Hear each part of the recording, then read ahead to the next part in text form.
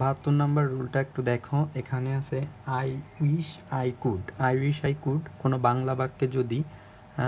বাংলা বাক্যে যদি পারতাম, যদি ডট ডট পারতাম এরূপ উল্লেখ থাকে আই উইশ আই কুড ব্যবহৃত হয়। এই ক্ষেত্রে স্ট্রাকচারটা এরকম হয়, আই উইশ আই কুড। প্রথমেই তোমাকে লিখতে হবে আই উইশ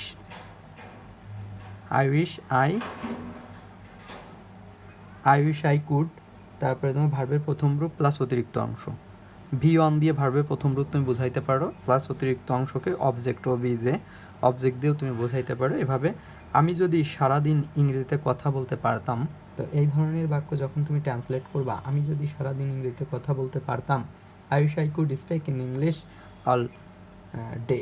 তো দেখো প্রথমে স্ট্রাকচার অনুসারে I wish I could, I wish I could speak SPEAK speak in English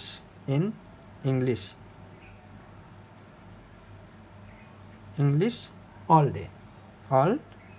যেহেতু সারাদিন বলার কথা বলছে তো অল ডে ব্যবহার করবা।